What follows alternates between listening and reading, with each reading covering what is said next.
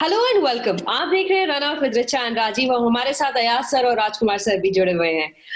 बड़े interesting comment दिया है राजीव। टॉम मूडी ने, काफी कंट्रोवर्शियल भी है और important to talk about also. I will like to read it out. He says you think Kohli is good, watch Babar Azam back. आपका क्या कहना है? देखिए, बाबर आजम बहुत ही ब्रिलियंट प्रोस्पेक्ट है, इसमें कोई शक नहीं। और पाकिस्तान क्रिकेट में पिछले 2-3 सालों में अगर किसी की आप बैटिंग देखना पसंद करेंगे तो बाबर आजम है। अभी इत्तेफाक से मैं सुबह एक हाईलाइट देख रहा था, साउथ अफ्रीका वर्सेस पाकिस्तान, और डेल स्टेन के अगेंस्ट वो जिस तरह की बैटिंग कर रहे थे रिचा, वो इस बात को तो दर्शा रहा था कि आने वाला फ्यूचर जो है वो पाकिस्तान क्रिकेट का वो बाबर आजम में नजर आता है। क्योंकि जिस तरह के कवर ड्राइव्स उन्होंने खेले, जिस तरह से वो पुल शॉट खेल रहे थे और बहुत ईज के साथ बैटिंग कर रहे थे, बहुत कमांड के साथ बैटिंग कर रहे थे, वो ये दर्शाता है कि टॉम मूडी जो कुछ कह रहा है उसमें दम तो है। लेकिन ये कह देना कि वो विराट कोहली के सारे रिकॉर्ड तोड़ देंगे, विराट कोहली से आगे निकल जाएंगे, थोड़ा सा मुझे लग रहा है बहुत जल्दबाजी है। क्योंकि अगर आप बाबर आजम को अभी से 2-3 साल पहले देखें तो उनकी जगह ही नहीं टीम में पक्की होती थी कि वो खेलेंगे भी या नहीं। उनको मेन बैट्समैन के तौर पे नहीं देखते थे पाकिस्तान क्रिकेट। अब सडनली टॉम मूडी आ रहे हैं और वो ये कह रहे हैं कि उनमें पोटेंशियल नजर आ रहा है कि विराट कोहली का वो रिकॉर्ड तोड़ सकते हैं और दुनिया के नंबर 1 बैट्समैन बन सकते हैं। तो मुझे लग रहा है, मेरे व्यूज तो मैं अयाज सर और राजकुमार सर को सुन लूंगा तब ज्यादा दूंगा, बट अभी मुझे लग रहा है थोड़े से जल्दबाजी। बाकी टेक्निकल बातें मैं आगे पहले दोनों लोग को सुन के ही करूंगा। राजकुमार सर, आपका क्या कहना है? यहाँ पे बाबर आजम ने 26 मैचेस खेले एंड वहां पे आप उन्हें विराट कोहली से कंपेयर, जैसे राजीव कह रहे हैं कि हाँ like the way he plays is very good, but वहीं पे उनको ये कहना कि विराट के सारे सारे स्टैट्स पार कर जाएंगे 5 साल में, isn't it too early? Yes, I think it is very early and undoubtedly he is a brilliant batsman, no doubt। मैंने भी देखा है, बड़ी एलिगेंस है उनके शॉट्स में और लगता है कि बहुत अच्छा प्रोस्पेक्ट है। लेकिन वो अभी प्रोस्पेक्ट ही है रिचा, क्योंकि अभी उन्होंने ऐसा कुछ नहीं किया है कि जिससे हम ये कहें कि भाई वो वर्ल्ड नंबर 1 बैट्समैन बन जाएंगे। वो एक अच्छे प्रतिभाशाली बल्लेबाज नजर आ रहे हैं कि उनमें प्रतिभा है, लेकिन अभी कंसिस्टेंसी उनकी देखनी होगी, उनका टेम्परामेंट देखना होगा। और यहाँ पे टॉम मूडी का ये कह देना कि वो विराट के सारे रिकॉर्ड तोड़ देंगे, मुझे लगता है कि शायद पाकिस्तान की कोचिंग के लिए अप्लाई करने वाले हैं टॉम मूडी, इसीलिए इस तरह की बातें कर रहे हैं, क्योंकि बहुत जल्दबाजी है। सर, यहाँ पे I am reading another stat about him. It says कि हिज एवरेज, उनकी बाबर आजम की average at home is 37 and home is 67 and away is 37. So and they say he has not played so many matches, not played so many away and all those things, but it really seems it's a very statement made too early.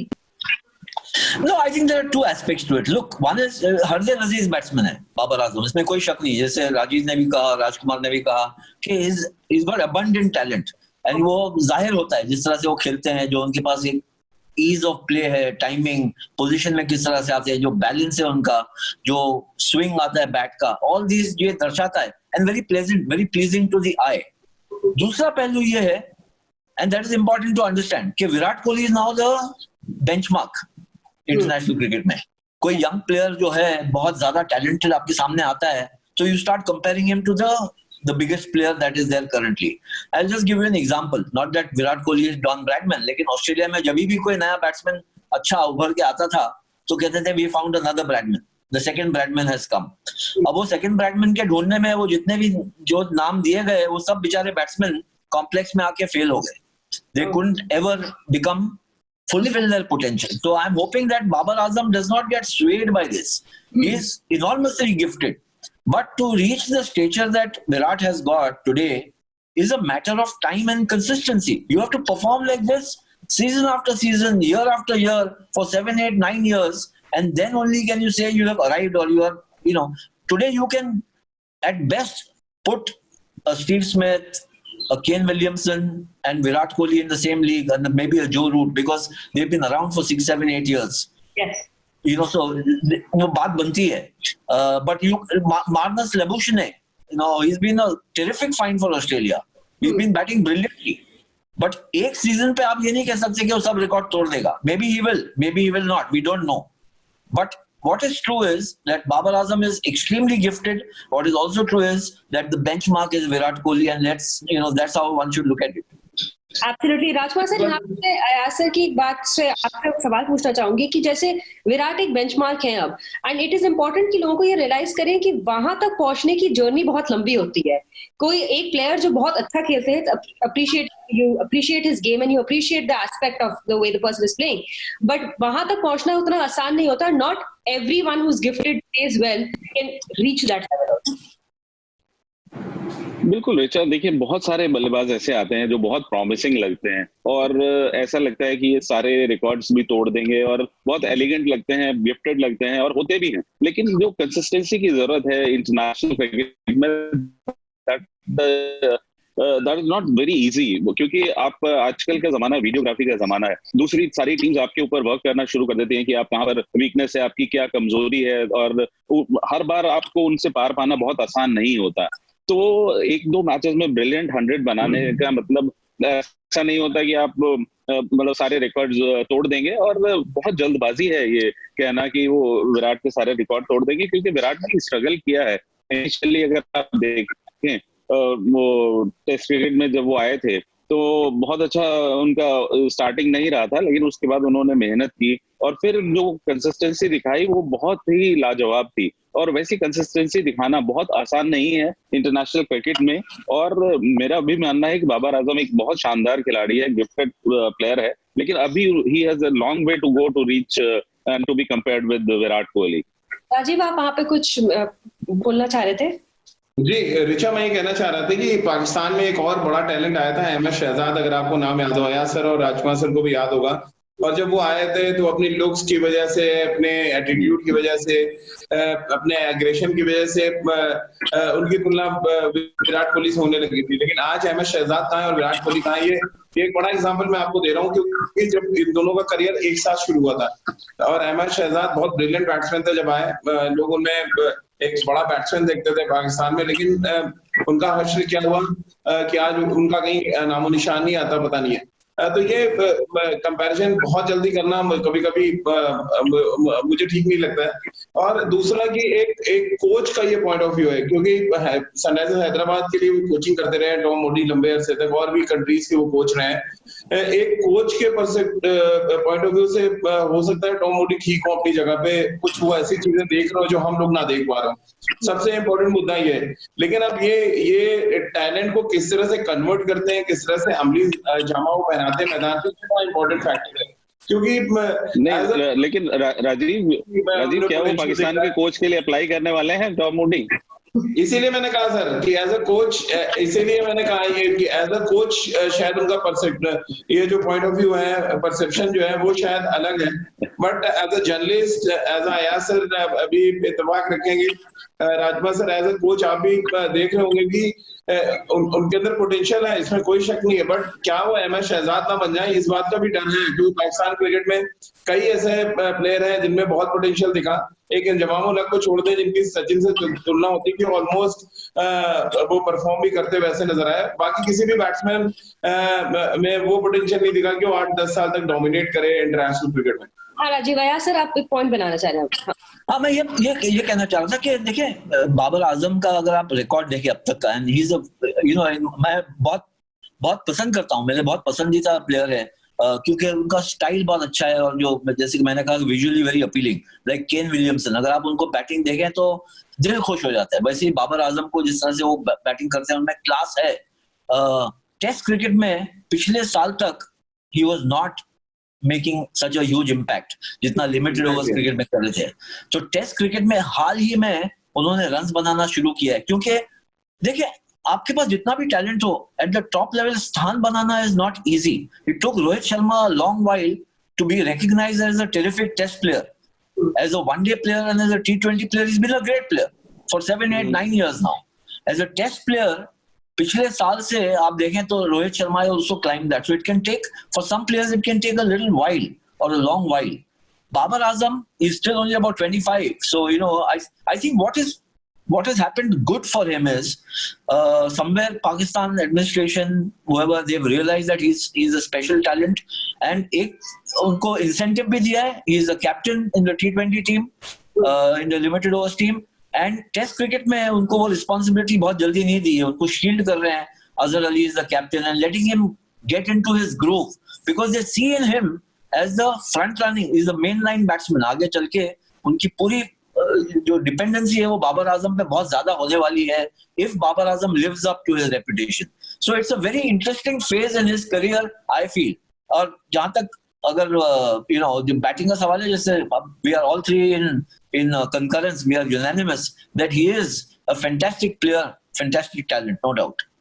या sir क्या आप Tom Moody की इस बात को back करते हैं कि 5 साल, उन्होंने ये भी कहा है कि अगले 5 साल या 10 साल में वो विराट कोहली का रिकॉर्ड तोड़ सकते हैं, यानी कि आपको लग रहा है ये 5 साल या 10 साल पाकिस्तान के लिए खेलेंगे बाबर आजम? क्योंकि हमने देखा है, जो मैंने पहले भी कहा कि अहमद शहजाद में बहुत टैलेंट था बट वो कहाँ गए पता नहीं। तो पाकिस्तान क्रिकेट में एक प्रॉब्लम है कि अगर आप 1.5 साल अच्छा नहीं करते हैं तो हम फिर आपको बैक नहीं करते हैं। ये आपको लग रहा है ऐसे में ये 5 साल या 10 साल की जो टॉम मूडी ने बात की है उससे कितना सहमत है? राजीव देखिए, बहुत सी चीजें जाती है, एक फैक्टर्स जाते हैं अगर आपको बहुत बड़ा प्लेयर बनना है तो। एक तो ये कि टैलेंट होना चाहिए, तो टैलेंट हम सब मानते हैं कि टैलेंट उनके पास है। उसके बाद टेम्परामेंट की बात आती है कि आप किस तरह से अपने आप को हैंडल करते हैं प्रेशर के अंडर, अगेंस्ट ओपोनेंट्स, किस तरह से आप परखते हैं सामने वाली टीम को, कौन से बॉलर्स को किस तरह से खेलना है। इसके लिए एक इंटेलिजेंस चाहिए, सिर्फ कोचिंग नहीं चाहिए और टैलेंट नहीं, you need to have that intelligence. और तीसरी बात है स्टेमिना और स्टेइंग पावर। कहीं दिमाग फिर गया, एक सीरीज अच्छी होगी, दिमाग फिर गया, तो फिर आपके आने वाले 4 सीरीज वाहियात जा सकती है, फिर आपको वापस से उसमें से उभर के आना इजी नहीं होता है। तो कंसिस्टेंसी बहुत इंपॉर्टेंट है।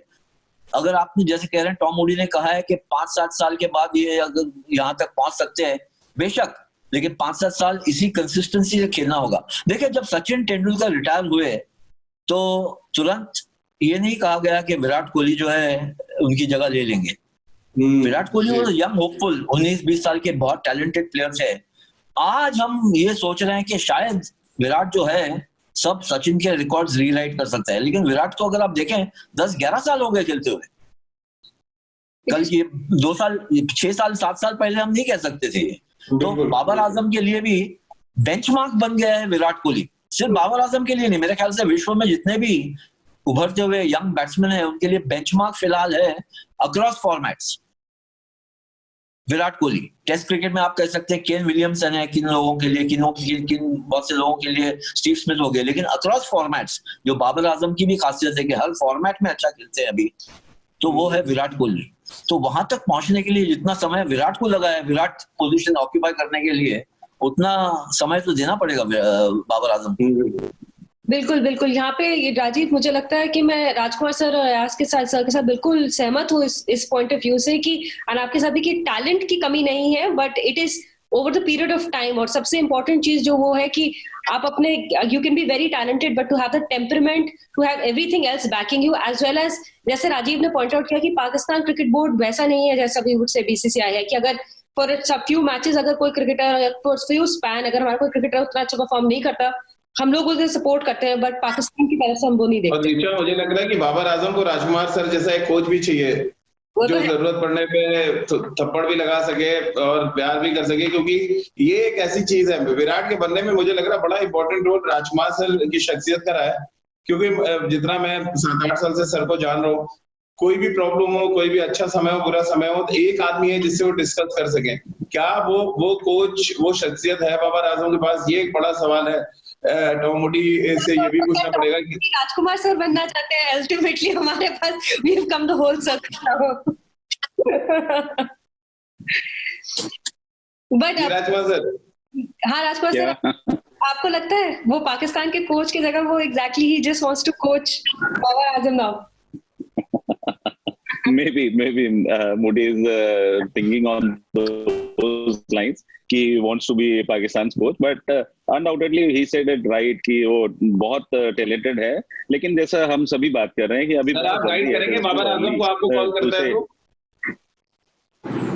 तो डेफिनेटली व्हाई नॉट। मुझे बिल्कुल राजीव, मुझे कई इंटरनेशनल प्लेयर्स, मैं नाम नहीं लेना चाहूंगा, जो मेरे से पूछते रहते हैं कि आप उसको कैसे ट्रेनिंग कराते थे या वो कैसे प्रिपेयर करता है अभी भी। मैं I am talking about international player जो अभी अपने अपने देशों के लिए खेल रहे हैं। They keep on talking and they keep on asking me how Virat prepares और वो क्या करता है, या आपने उसको कैसे ग्रूम किया, या हमें इस स्टेज पे क्या करना चाहिए when we are not doing well. तो अगर बाबर आजम कभी भी चाहेंगे तो I would love to help him, because he is a fantastic player and ऐसे प्लेयर्स को जरूर ग्रूम करने की जरूरत है।